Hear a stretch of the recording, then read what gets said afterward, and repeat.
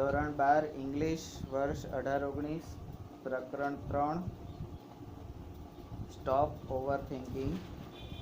વધુ પડતું વિચારો જે કરીએ છે એનામાંથી બહાર આવવા માટે તમારે ઉપાય માટે પહેલો ઉપાય છે કે દિવસ દરમિયાન તમે તમારી જાતને વારંવાર કહેતા રહો કે મારી કોઈ અપેક્ષા નથી, મારે કશું જોઈતું નથી, બરાબર.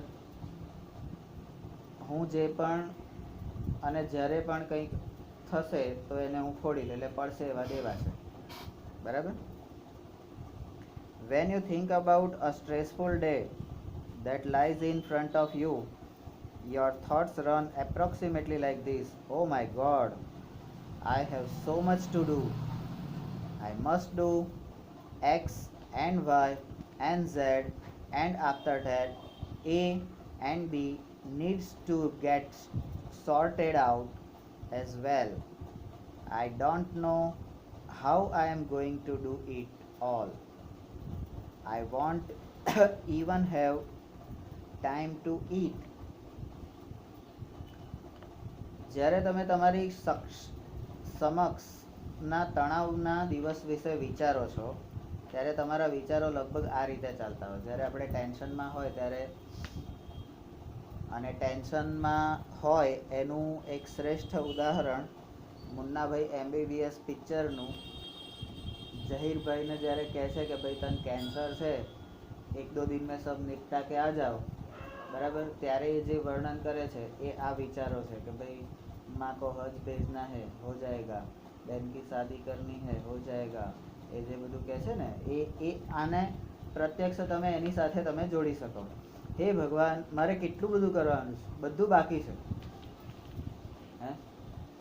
सेटल होना है, मकान लेना है, घर बनाना है, शादी करनी है, એટલું બધું કરવાનું. તમને કોઈ પૂછે તમારા જીવનમાં શું શું કરવાનું છે તો તમે એવું બધું કહો ને, તો જ્યારે ટેન્શનમાં હોય ત્યારે આપણને થોડુંક બી બાકી હોય તો આપણને એવું લાગે કે બહુ બધું બાકી છે. તો કે કેટલું બધું કરવાનું બાકી છે, મારે X અને Y અને Z કરવાનું છે, ત્યારબાદ વળી પાછું A અને B ની સમસ્યા ઉકેલવાની તો બાકી જ રહે છે. મને ખબર નથી પડતી કે આ બધું હું કેવી રીતે કરીશ, મને તો જમવાનોય સમય નહીં મળે. આખો દિવસ નવરા બેસી રહ્યા હોય એને તમે કંઈ કામ સોંપો એટલે તરત તમને એમ કહે છે ટાઈમ જ નહીં ગુરુજી, મરવાની એ ફુરસદ નથી. આવા બધા સ્ટેટમેન્ટ તમને માર્કેટમાં મળતા હોય.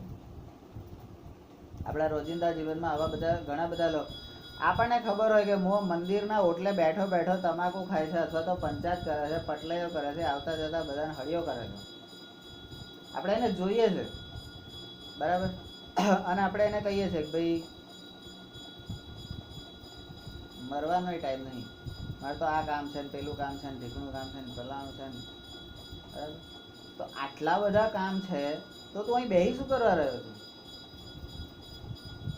તો જ્યારે બહુ કામનો ભરાવો થઈ જાય ત્યારે તમારું મન એ શરીરનો સાથ છોડી દે અને શરીર એ મનનો સાથ છોડી દે. આપણને પણ ઘણી વખત એવી પરિસ્થિતિનો અનુભવ થાય છે કે એકદમ કશું કર્યા વગર બસ બેસી મૌન મોઢું બંધ રાખીને બેસી રહું, બસ કશું નહીં કરું. બહુ બધું આમ ચારે બાજુ આપણને કામ દેખાતું હોય, આ બાકી છે, આ બાકી છે, આ બાકી છે, આ બાકી છે, આ બાકી છે, પણ તોય આપણને નહીં કરવું, બસ આ બેઠો. તો કે ખબર છે કે આ બાકી છે, ક્યારે થશે, કેવી રીતે થશે, એ ટેન્શનમાં આપણે વિચારો ચડી જઈએ. પછી આપણે સ્થિર થઈ, કારણ કે શરીર મનનું કનેક્શન ત્યાં બંધ થઈ જાય. કારણ કે આપણે પહેલાં જ જોયું કે ત્રણેય વસ્તુ એક સાથે કામ કરે તો જ એને સાતત્ય, તંદુરસ્તી તો જ જળવાય, બાકી ના જળવાય. Basically the day hasn't even started but you are already in peace. What is happening is that your mind is racing ahead of you and anticipating how tired and stressed you will feel once you have completed all the tasks ahead. These frantic thoughts start weakening your energy, and as a result you are entering into a busy day with only half of your normal energy. Then when you end up shattered at the end of the day, You seem to have proved that you were right all along. You had a dreadful day and you feel physically drained. મૂળભૂત રીતે આપણે જે દિવસ હજી આવ્યો નથી, જે problem હજી આવ્યો નથી, એ પ્રોબ્લેમ વિશે વધારે પડતું વિચારી લઈએ છે. હજી એ દિવસ તો આવ્યો નથી, તો મૂળભૂત રીતે એ દિવસ હજી શરૂ નથી થયો, પણ અત્યારથી જ તમે મૂંઝાઈ ગયા છો. આવું આવશે તો શું થશે? જેમ મેં કીધું એમ, વાગી જશે તો, વાગ્યું હોત તો, લોહી નીકળ્યું હોત તો, દવાખાને લઈ જવો પડ્યો હોત તો, દાખલ કરવો પડ્યો હોત તો, બોટલ ચડાવવી પડી હોત તો, અલ્યા તો શું કરે? કશું થયું છે? પણ કશું થયું હોત તો વધારે પડતું વિચારવા. બરાબર? આના પરથી એક ઉદાહરણ આપ્યું. બરાબર? અહીંયા તમે પહેલી વખત આવ્યા, તમે લોકો પહેલી વખત આવ્યા, ભાઈ અમારે આ પ્રશ્ન થયો છે, એનું સોલ્યુશન શું? તમે કરશો? સિમ્પલ જવાબ હતો કે હા. પછી બીજો પ્રશ્ન એવો હતો, બીજા કોઈ હોય તો કહેજો. અમે કીધું પણ ના આવ્યા. ઓકે, હવે શું? આપણું રોટેશન ચાલુ થઈ ગયું, પ્રક્રિયા ચાલુ થઈ ગઈ. અત્યારે સ્પીડ બ્રેકર આવ્યો તો મગજમાં કેવા કેવા કલ્પના, હજી એકચ્યુઅલી શું થશે એ ખબર નથી, પણ મગજમાં વિચારો કેવા કેવા આવે. દગાખોર જ છે, પહેલેથી આવો જ છે. કાયમ એનો સ્વાર્થ સમજાઈ ગયો એટલે કામ પૂરું, પોતાનો સ્વાર્થ સમજાઈ ગયો એટલે વાર્તા પૂરી. એ હંમેશા એનો સ્વાર્થ જોનાર જ છે. હકીકતમાં એના મનમાં એ છે કે નહીં એ વસ્તુ જુદી છે, પણ વિચારો હવા ચાલુ થઈ જશે. વિચારો હવા ચાલુ થઈ જશે. બરાબર? એને તઈનું પોસાય છે, અહીંનું જ વધારે પડે છે.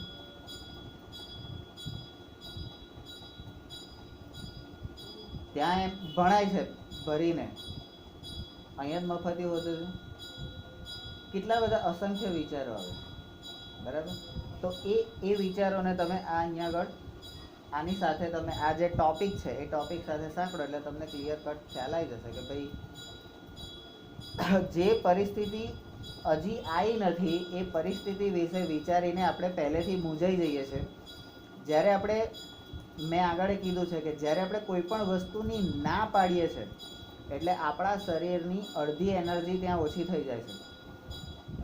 આપણે ના પાડીએ છીએ એટલે જે રસ્તાઓ હોય એ રસ્તાઓ પણ બ્લોક થઈ જાય છે, બંધ થઈ જાય છે. એટલે પછી આપણે નેગેટિવતા તરફ, હંમેશા ઊંધા તરફ જઈએ છીએ, પોઝિટિવ તરફ. પણ જો જ્યારે તમે કોઈ પણ, તમને ખબર છે કે આ કામ મને આવડવાનું જ નથી, આ કામ હું કરી શકવાનો જ નથી, બરાબર, પણ તો હા હું કરીશ, તમે જ્યારે હા પાડો છો, તૈયારી બતાવો છો, તમારું મગજ ઓટોમેટિક પોઝિટિવ વિચાર કરતું થઈ જશે અને તમને રસ્તાઓ મળી જશે. અહીંયા તમે ઊંધું વિચારી અને તમારા મગજને બ્લોક કરો છો, કન્ફ્યુઝન કરો છો. બરાબર? તો અહીંયા જે આવ્યું નથી એના વિશે અત્યારથી વિચારીને મૂંઝાઈ ગયા. શું થવાનું છે એ વિચારે તમારું મગજ દોડવા લાગે અને ત્યાં આગળ ગણિતની પૂર્વધારણા કરી લે. આપણે ઘણા બધા માણસોને કોકે કીધું હોય એ પ્રમાણે એના માટે આપણે પૂર્વધારણા કરીએ. આ તો આવો જ છે, આ તો તેવો જ છે. બરાબર? એ આપણે પૂર્વધારણા, એ પૂર્વધારણા સાચી પણ હોઈ શકે, ખોટી પણ હોઈ શકે, કારણ કે એ ધારણા છે, પ્રમેય નથી. એ ધારણા છે, પ્રમેય નથી. બરાબર? તો એ પૂર્વધારણાના આધારે પ્રમેય બને છે અને પ્રમેય જે હોય છે એ સાબિતીવાળા હોય છે. મેં કીધું તું કે તમે લોકો આવું જ કરશો અને એવું થાય તો એ સાબિતી. પહેલા જે હતી પૂર્વધારણા હતી, હવે સાબિતી. બરાબર? તો અહીંયા પણ એવું છે કે પૂર્વધારણા કરી લે છે મગજ અને આગળ તમારું કામ પત્યા પછી પણ તમે કેટલા તણાવમાં હશો, થાકી ગયા હશો, કારણ કે તમે એ પ્રશ્ન, એ પ્રોબ્લેમની સામે તમે તમારી પહેલેથી હાર કબૂલી લીધી છે. આ હું કરીશ ને એટલે મારે આવું જ થશે, આ તો મારાથી થશે જ નહીં. એટલે તમે પહેલેથી હાર કબૂલી લઈને જ લડવા જાઓ છો. તો જ્યારે તમે અડધી એનર્જી સાથે લડવા જાઓ છો તો ત્યારે તમારી હાર નક્કી જ છે. તમે થાકી જ જવાના છો, તમે ગભરાઈ જ જવાના છો. બરાબર? તો અહીંયા પણ તમને થાક લાગે છે. આ ગાણપણના વિચારો તમારી ઉર્જાને ક્ષીણ બનાવે છે.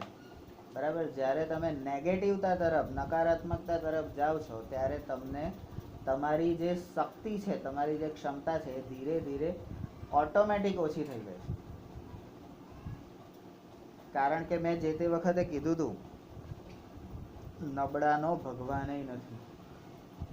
નબળાનો ભગવાન નથી. એ પણ ત્યારે જ તમને મદદ કરે છે જ્યારે તમે તમારી જાતને મદદ કરવા માટે ઊભા થાવ.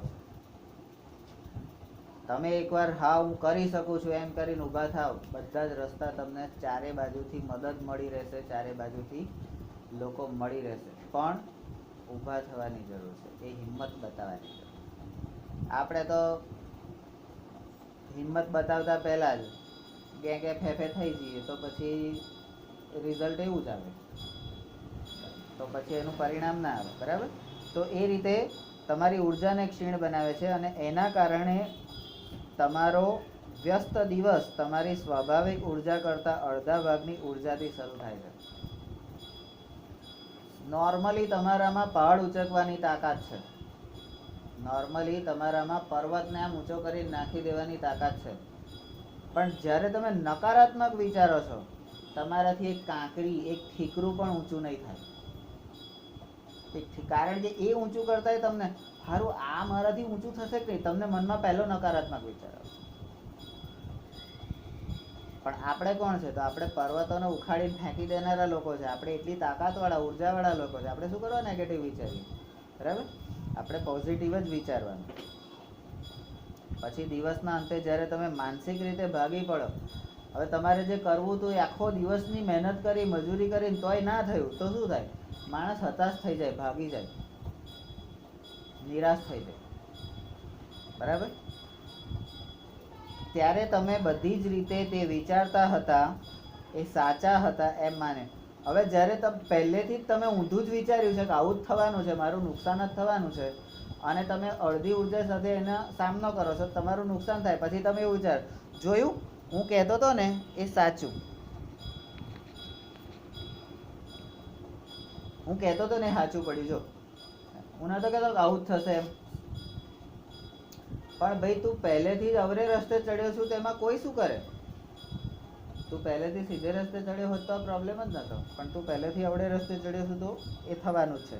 એટલે પછી તમે એમ માનવા લાગો, જોયું હું જે વિચારતો હતો ને એ સાચું થયું. બરાબર?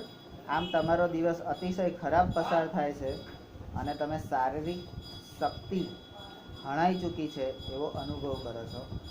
થાક, દુઃખ, બેચેની, આ બધું જ તમને, નિરાશા, હતાશા, જેટલા પણ નકારાત્મક તત્વો છે એ બધા જ તમે અનુભવ કરો છો. કારણ તમે એની શરૂઆત જ નેગેટિવથી કરી હતી, એટલા માટે શરૂઆત નેગેટિવ કરી. બરાબર? એટલે કોઈ પણ વસ્તુ, જ્યારે કોઈ પણ પ્રશ્ન આવે તો એ પ્રશ્નનો સામનો કરવાનો હોય, એ પ્રશ્નનો ઉકેલ મેળવવાનો હોય તો હંમેશા જીવનમાં હકારાત્મક અભિગમ રાખી અને એ પ્રોબ્લેમનું સોલ્વ કરવાની કોશિશ, એનો સામનો કરવાની કોશિશ. સોલ્વ થાય કે ના થાય, પણ હકારાત્મક અભિગમથી એનો સામનો તો ચોક્કસ કરવો. ત્યાં તાલીઓ પાડીને બેસી ના રહેવું. બરાબર? એક રસ્તો બંધ થતો હોય છે તો બીજા અનેક રસ્તા ખુલતા હોય છે, પણ મારી દાનત જોઈએ. હું જો પોઝિટિવલી વિચાર કરીશ તો કદાચ એક રસ્તો મારાથી બંધ થશે, બીજો રસ્તો મારા માટે ખુલી જશે. પણ જો હું નેગેટિવ જ વિચારીશ અને હું રોદણા જ રડીશ તો આખી જિંદગી મારે રોદણા જ રડવાનો વારો આવશે. બધું જ છે, કરોડો રૂપિયા છે, આ છે, તે છે, કેટલું કીધા પછી બટન ખુલ્લા જ રાખે તો શું કરવાનું? બધું છે, તમારે સુખ સંપત્તિ બધું છે, હા, પણ શાંતિ નથી. શું કરવાની એ રૂપિયા, પૈસા, સુખ સંપત્તિ, સમૃદ્ધિ શું કરવાની? શાંતિ નથી. મન બેચેન છે. રાતે ઊંઘ નથી આવતી, ઊંઘની ગોળીઓ લેવી પડે છે. કેમ? નકારાત્મક વિચારો તમારી પર હાવી થઈ ગયા છે. અને જ્યારે નકારાત્મક વિચારો તમારી પર હાવી થઈ જાય ત્યારે એ તમારી અડધી શક્તિ ક્ષીણ કરી દે છે. બરાબર? અને કૌરવો અને પાંડવો કે પેલા જરાસંઘ કે કંસ કોઈ એવો હતો ને, એની જોડે જે લડે, એટલે એની જોડે યુદ્ધ જે કરવા જાય, તો યુદ્ધ શરૂ થતા પહેલા સામેવાળાની અડધી શક્તિ એ પેલામાં જતી રહે, એ રાજામાં જતી રહેતી. રાક્ષસ કે જે હતો એ કોણ? જરાસંઘ આઈ થિંક કે કંસ?